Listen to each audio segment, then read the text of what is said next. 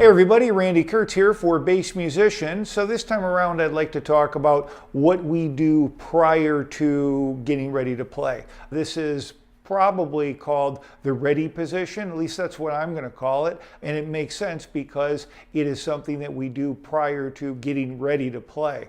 We talk a lot in this video series about relaxing or about angling our wrists or about posture or about how we stand, a lot of different things. But what we don't really talk about is different elements that come in when we're getting ready to play. So for example, I may have warmed up, I may be nice and loose, but when I put my hands on the instrument and I'm getting ready to start playing, I probably have my mind somewhere else. It may be on music I'm trying to read, it may be on the lights, it may be on the amplifier behind me, it may be I'm looking for a cue from a bandmate, it might be I'm looking to see if someone I know is in the audience, that kind of thing. So there's a lot of factors that can kind of take us off our game, not least of which is tension. A lot of people, I would venture to say, most people, if not getting some kind of nervousness, have some kind of adrenaline flowing, have some kind of excitement going through their body before playing. That is going to make our bodies sort of tighten up. For example,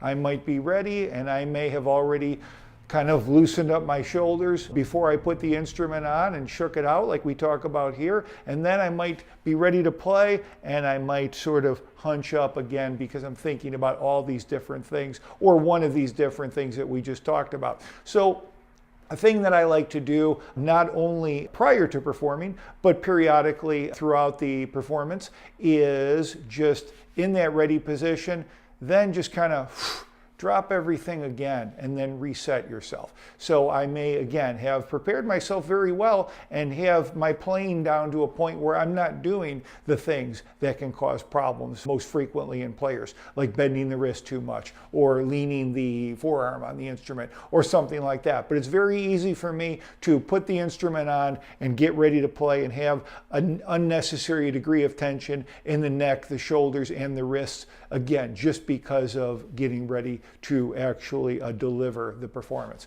So what I would advocate, and this could be between tunes, but prior certainly, is when you get ready, just kind of drop everything a little bit, and that will usually filter down to your hands too, and then reset. And then you can start to play and you'll be a little bit looser than even you thought you would be. Again, it's all about awareness, folks. This is the most important thing as far as keeping us playing injury-free as much as possible for as long as possible.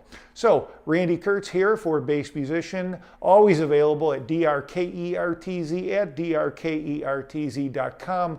My website, www.drkertz.com, where my book, The Bassist Guide to Injury Management, Prevention, Better Health, is available as an ebook. It's also available on Amazon as an ebook, and physical copies, bassbooks.com probably still has some, and Basslines in the UK probably still has some, and otherwise we're sold out of those. So thanks a lot. Happy playing. All the best. Till next time. Thanks. Bye-bye.